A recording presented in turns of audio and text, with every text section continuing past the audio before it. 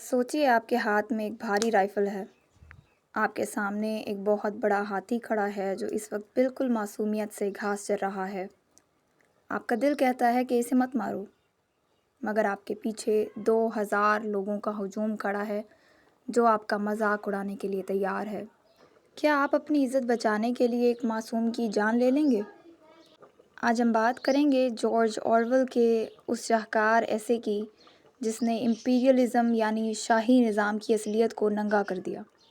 یہ کہانی ہے شوٹنگ این ایلیفنٹ کی۔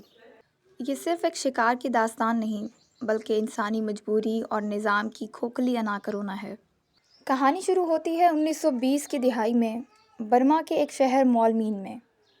جارج آرویل وہاں ایک برٹش پولیس آفیسر تھے، مگر ان کا دل وہاں نہیں لگتا تھا۔ آرویل لکھتے ہیں کہ وہ اندر سے انگریز حکومت کے خلاف تھے، مگر باہر سے انہیں اس نظام کا چہرہ بننا پڑتا تھا۔ برمیز لوگ انگریزوں سے شدید نفرت کرتے تھے۔ اگر کوئی گورا راستے سے گزرتا تو پیچھے سے کوئی مذاق اڑاتا، کوئی تھوک دیتا یا کوئی فٹ بال کے میدان میں انہیں ٹرپ کر دیتا تھا۔ اس نفرت نے آرویل کو ایک عجیب کشمکش میں ڈال دیا تھا۔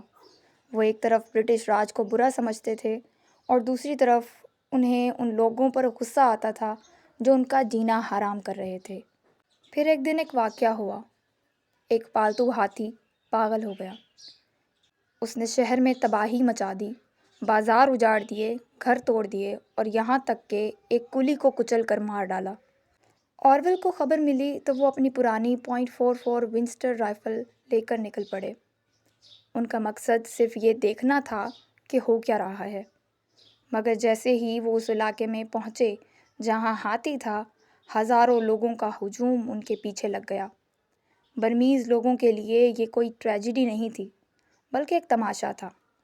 وہ دیکھنا چاہتے تھے کہ یہ گورا آفیسر اب کیا کرے گا۔ جب آرویل ہاتھی کے پاس پہنچے تو منظر بدل چکا تھا۔ ہاتھی اب پاگل نہیں لگ رہا تھا، وہ بڑے سکون سے کھیت میں گھاس چر رہا تھا۔ آرویل کو احساس ہوا کہ ہاتھی کا پاگل ہونا ختم ہو چکا ہے، اب وہ بالکل ایک گائے کی طرح پرسکون ہے۔ آرویل لکھتے ہیں، مجھے فوراً پتہ چل گیا کہ مجھے اسے نہیں مارنا چاہیے۔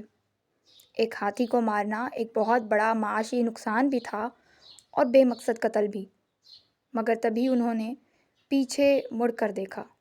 2000 لوگ، ان کی آنکھوں میں امید تھی اور مذاق بھی۔ آرویل کو احساس ہوا کہ اگر انہوں نے ہاتھی کو نہ مارا تو یہ لوگ ہنسیں گے، وہ صاحب نہیں رہے گا، وہ ایک بے وقوف گورا بن جائے گا۔ یہاں آرویل ایک ایسی بات کہتے ہیں جو اس ایسے کی روح ہے کہ جب گورا آدمی ظالم بنتا ہے تو وہ دراصل اپنی ہی آزادی تباہ کر لیتا ہے۔ انہیں ہاتھی کو مارنا پڑا صرف اس لیے تاکہ وہ بہادر دکھ سکے۔ انہوں نے نشانہ لیا اور گولی چلا دی۔ ہاتھی نہیں گرا۔ دوسری گولی، تیسری گولی، ہاتھی گر گیا مگر مرا نہیں۔ اس کا بدن تڑپ رہا تھا، اس کی سانسیں بھری تھیں۔ آرویل نے مزید گولیاں چلائیں مگر ہاتھی کی تکلیف ختم نہ ہوئی۔ وہ معصوم جانور مرنا چاہتا تھا مگر موت نہیں آ رہی تھی۔ آرویل یہ منظر برداشت نہ کر سکے اور وہاں سے بھاگ نکلے۔ بعد میں انہیں پتہ چلا کہ ہاتھی کو مارنے میں گھنٹوں لگ گئے۔ بعد میں برٹش آفیسرز میں بحث ہوئی۔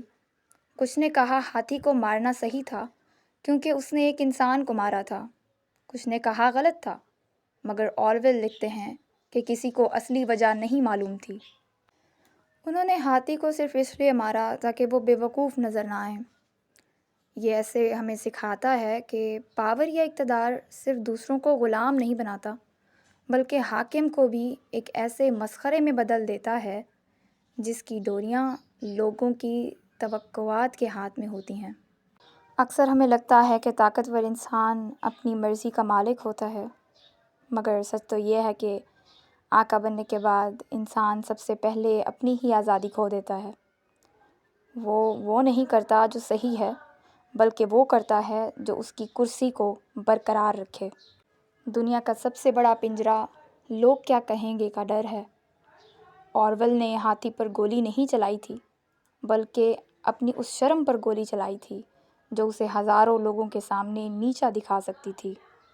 آج کے لیے بس اتنا ہی۔ آپ دیکھ رہے ہیں دی لاسٹ پیراگراف۔